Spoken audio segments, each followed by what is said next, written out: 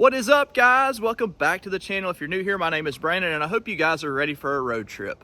My wife and I have been discussing what we were going to do for vacation the last several months, and I decided that we're going to do a northward trip, which for those of you that do not know, we're in Alabama, so it doesn't take much to go further north than that. However, we decided to go all the way to Maine. But along the way, I've had this brand new Garrett machine that I've been testing for these guys. It's a prototype. And I decided that I wanted to arrange some metal detecting stops along the way and film for our main channel, Adventure Archaeology. So as we head northward, our very first stop is in Townsend, Tennessee, just as a family leisurely spot to be able to look at Cades Cove and some of the wildlife there. From there, we headed on northward about another 5 hours, where we met up with my good buddy Matt Howell over at Gone Digging. So for those of you that do not know my buddy Matt lives in Virginia. He finds amazing colonial and Civil War relics. What better place to test out the Vortex than in Virginia? So again, we spent about 24 hours with Matt before heading further northward, where we stopped at the Washington, D.C. Sorry, got confused. We stopped in Washington, D.C. to see the Museum of Natural History. There were amazing exhibits there, a little butterfly observatory spot where you could go in and let the butterflies land on you. My wife and daughter and I had a blast there seeing all the history and cool stuff that they had on display. From Washington, D.C., we were making our way up to upstate New York to visit my buddy Patrick at Amphibious Detecting to do some more testing, and we decided to go ahead and just make an eastward run and head up the coastline a little bit, and we stopped at Dead Horse Bay to do some mudlarking along the bay. For those of you that do not know, Dead Horse Bay is an area in New York where they used to dump their trash around 100 years ago. Probably 1930s and 40s is probably a better timeline. There we found some amazing relics, and there will be a video on Adventure Archaeology at that site. And we had an absolute blast. Actually, one of the highlights of the trip was at Dead Horse Bay. So we left the city there. The traffic was an absolute nightmare, and we headed a little bit further east and went over to Connecticut to New Haven to check out a couple of the lighthouses. And finally, we leave Connecticut, we head to upstate New York. We put the detector back on the ground with Patrick. He has an awesome permission at a 200-year-old house. I find one of the oldest coins I've ever found with the Vortex there, proving that this machine is a good machine in my eyes, at least in my opinion. After spending some time with Patrick for about 24 hours, we did head further northward. We went to Vermont, where you guys probably saw the video previous to this. In Stowe, Vermont, we stopped at the Nomadic Movement's coffee house called The Roastery. Did a little review there just so you guys could see their coffee house. That's a channel that we've been following for a long time, based out of Panama, and it is just an amazing site. There again, if you haven't watched the video before this one, you probably should, because it's a cool little spot that they got. And this is kind of where this video actually starts. I wanted to give you guys a little bit of a preface as to how we got to where we are and why we're in the north. And now we're going to be heading over into Maine, and I'm going to be showing you guys kind of some of our trip moving downward on this road trip. So you guys hang in there, and I hope that you enjoy this. And again, if you're not subscribed, do so. Let's go check out some cool stuff that we saw as a family. We have officially made it to Maine. Look at all that sea glass up there. The store that we're in. I feel right at home with all of the jars of broken glass. This is the downtown of Bar Harbor. We're gonna be headed over to Acadia National Park here shortly. As I turn around here slowly, you can actually see the harbor right there. Check that out. So we just made it to the end. We're right at the harbor, and look at that view, guys. Holy cow. I know I don't do a ton of these family vlogs, but this is one that I want to remember. And holy cow, guys. Absolutely beautiful up here. Much different than the Gulf Coast, which is where we typically go on vacation. But this year we decided to splurge. Addie, how cold is it? Very cold? Look at all that seaweed. It looks nasty. She's not used to the gravel and not white sands. Let's zoom in where you guys can see a little better. Rock outcroppings, mountains in the background. Boats everywhere. I skipped it. She skipped a rock. Look at that sailboat. That's beautiful. We made our way back up the hill, which is only a couple of blocks. Grabbed some ice cream for you know who. And this is the city square right here. All kinds of neat little souvenir shops. Some people may consider it touristy because it's a lot of t-shirt sales and magnets and stickers and stuff. Still pretty cool. There's a little antique store right back there. Miranda's there, but we got to go get the truck because we walked about a half mile to get here. So she opted to go with me and eat ice cream. We're gonna go pick up Mama real quick and go head to Acadia. So if you take a look, you can see all of the islands on the harbor. If you look down here on this plaque, it'll give you the name. So Bald Porcupine Island is right over to the right. Long Porcupine Island, Burnt Porcupine Island. I wonder what happened. I wonder if they had a fire there. Oh, Sheep Porcupine, and then you got Bar Island. All right out there in front of us, and Bar Harbor. We're at Jordan's Pond. This is the deepest lake in Acadia at 150 feet deep. Not only does it provide a lot of life to wildlife, obviously, but this is also a reservoir that houses a lot of drinking water for local residents. So the national parks have figured out, because there's so many people coming to these areas, that it's actually hurting the lakeside. So they built these little docks like what we're walking on right here. They're asking people not to get off of them. Obviously you can tell there's footprints down there and people haven't been listening. But these walkways are actually pretty nice that they've got made from what appear to be fallen trees. So super cool, pretty. Hopefully the sights get only better from here. This trail just goes on and on. This is called the North Shore Trail, for those of you that are curious. Right where you stop to buy your park pass at the Jordan house. But for real, this has been like... Where's my moose? Fun. She loves it. She's looking for a moose. Last time we saw a moose, we were near the Grand Canyon. So we're trying to... She'll win. We have a family bet going. Whoever spots the first moose wins the family game of the whole trip. But look, I mean, we're just staying parallel with this beautiful water the whole way. Gorgeous, gorgeous place, guys. If you can ever make it happen, I recommend coming up here and checking it out. Now, don't get me wrong, it's incredibly crowded. It's a little frustrating trying to find parking, and even a little confusing on how the parking pass stuff works. But it is definitely worth the hassle. So the path turned into the woods, and then as I was looking up, The picture look don't at do it that. justice. Pictures just cannot even do justice to this. Holy moly, guys. Absolutely gorgeous. So once the wooden plank trail runs out, it turns into boulders and rocks right below that giant mountain face and leads right down to the water's edge. I see what you're thinking. Don't you think about climbing that rock? I knew what she was about to do. Walk down there with Mama. Too bad. So we opted out of the lighthouse for now and decided to come down to the sandy beach. And wow, this is actually a nice beach for Maine. The water is freezing. It is absolutely freezing. But check out the scenery. Rocks right on the side. Beautiful sand beach. Blue water, bluish green. I don't know if the camera will do it justice. Absolutely gorgeous out here, guys. And if you look way out there on those rocks, there may be a couple of seals. I don't know. Let's see. I zoomed in. I don't know if you can see them or not. Super cool.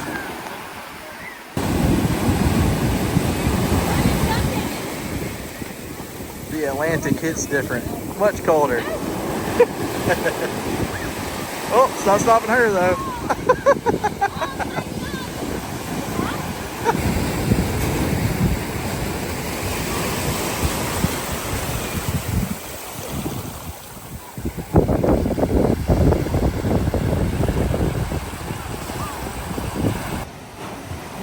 We are at what's called Thunder Hole, and as the tide rolls in, it sounds like thunder. I don't know if we'll catch it or not, but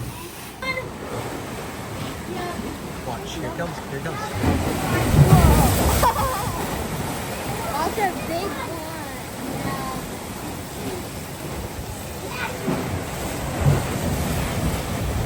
So as we make our way back down the Maine coastline, headed back towards Alabama slowly but surely, we decided to stop at the Portland Headlight and Fort Williams. And we're going to show you guys around a little bit. Here is the lighthouse right here in front of us. Absolutely gorgeous. And there's a lot of history laying around as this fort began in 1873 that we're at. Check out the old bell right there. It's pretty cool. That thing's seen better days. Definitely not made out of brass. I can't tell what it would have said. It's got some stamping across here. And if you look right over here, it's the remnants of a cannon, and you can tell the salt has done its work on it. Here's a little bit closer shot of the lighthouse and then its viewpoint. Check this out. There's another lighthouse right out there. remember, the purpose of a lighthouse was to keep ships from running into the rocks and to guide them into port safely. And so you've got two that see each other, but there's a lot of rocks up here along the Maine coastline. If you can't tell, I mean, look over there. Huge outcroppings of rocks everywhere. Absolutely beautiful out here. We're about to head up and take a look at the fort though. Right there is its own little ecosystem. And as you pan up, you can see that it's actually sitting up on these rocks right below the lighthouse. There are all kinds of little bunkers and stuff like this one right over here you can see along the shoreline from the fort. But there's something here called the Goddard Mansion that we're gonna go check out right now. So here is the Goddard Mansion. And as you can tell, all that's left is the stone walls, and these are native stones that this was built from. And Mr. Goddard built this on a portion of what used to be hotel property that he bought that was from 1835. I'm not for sure where that hotel set. I would have to imagine probably over in that general area. But let's go take a closer look at this thing. They do have it fenced off where you can't get in there. And that's to be expected. Most of these sites are like that. But we're gonna look through the fence. This thing's huge, it's massive. It's cool to know that the majority of the stone and brick are local. And talk about a grand entrance. Wow. Check this out. So you see the red brick? That's outlining a fireplace. And you can see some of the original roof lines running down right here to give you an idea of the slope of the roof.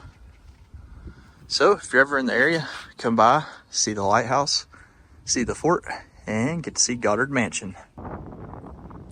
So this is part of the fort right here. This is the battery, and I may be butchering this name, the Erasmus Keys. And this was completed in 1905. So this is not what you would think it would be if you were just looking upon it from the outside. These are actually incredibly thick concrete walls.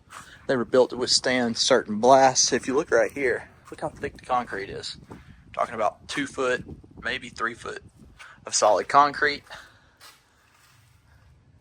And let's go see how their view was from the top. So as we're making our way up, we're just gonna look in here at a little bitty closet. Could have been a bunker room, some type of cell, I don't know. Everything's made out of concrete though. Got these massive links that you see. So you see the link right here, the link right there. Well, you guessed it. That was to hold down a cannon or some type of gun. And it would have been like a giant chain holding it in place. But you can see the cannon would have been able to see out and over top of the battery here. The lighthouse is over there to the right that we were at earlier. There's the one that was off in the distance directly in front of us. And it looks like this up here would have been like where your guys with the guns were. Last result, looks like there could have been a machine gun sitting right there at one point in time. Something else would have sat there. Another spot for a cannon. And overall, they just had an amazing vantage point from here. Yeah, look at how pretty that is over there. Wow.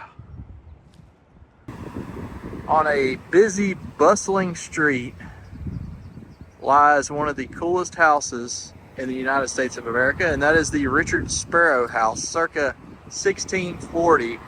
And you see my wife over there, she's gonna try to go inside. But this particular house is one of the first early settlers of America. And I just wanted you guys to be able to see it before we head on down to Provincetown. Welcome to Cape Cod. We are at stop number 2. If you can't tell, the beach goes all the way around. It's much more narrow than the Gulf here.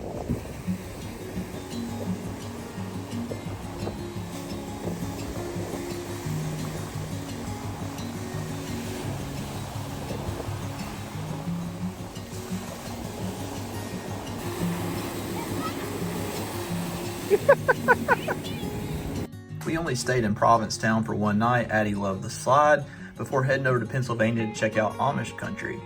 It doesn't take much to realize that you are in Pennsylvania Amish Country. These folks are some of the nicest people that we met the entire trip in the north. What you're looking at right here is actually an Amish buggy dealer, and most of their buggies sell between $10,000 and $15,000. I had no idea that they were that expensive. You can kind of look to the right of the building over there and see a bunch of them out front. And next to the garbage can right there and the propane tank, there's actually a horse wash station instead of a car wash. You can kind of see the horse poop right there. But there's the buggies a little bit closer. Super cool. We're actually on a tour bus right here, but if you look where the gentleman's walking in the back, there's 2 scooters to the left. This particular Amish community does not believe that bicycles are something that they should be using. They're only allowed to use push scooters. But it is interesting, some of the Amish people believe that they can use cell phones, but they can only use them in a shanty out next to the driveway. Also, you can see clotheslines everywhere. What's it look like in there? Guess we're gonna climb up into an Amish F-150. This was their truck.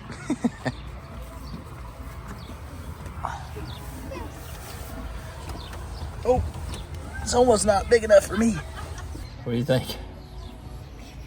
We're gonna trade in the Tundra for this? No. Oh, you're just now seeing the purple?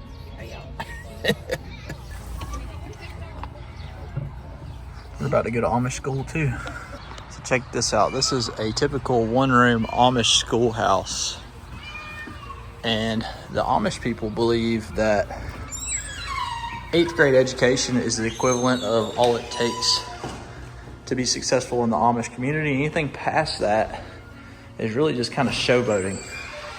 But this is what it would have looked like. What do you think, Addie? You like to go to school here? She's like, nope. So no air conditioning.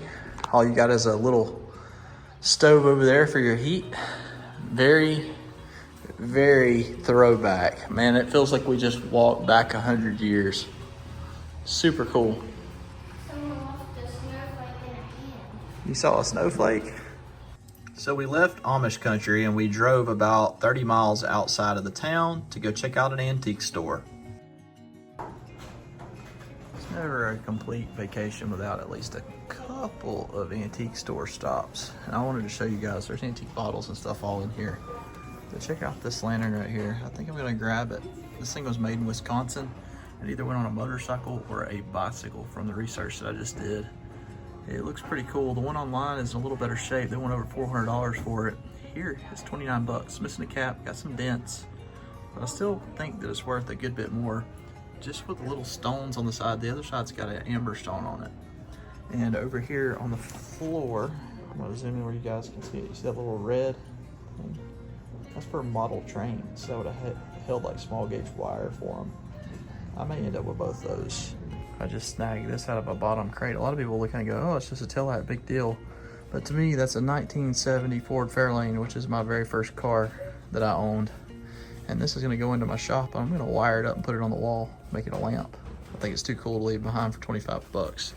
But I am a big railroad fan. And check that out, little model train, the royal blue. It's like a bullet train, super cool, 50 bucks. I really want it to. But I think I'm gonna have to decide between it and the tail light. I'm going with the tail light. Home sweet home. After 2 weeks on the road, it is nice to be back. I will say we had an absolute blast. I mainly shared this just so my family would have memories and we could share it with grandparents so they could see how Addie did on the trip. I hope you guys enjoyed the adventure. If you did, be sure that you're subscribed and we'll see you guys in the next video.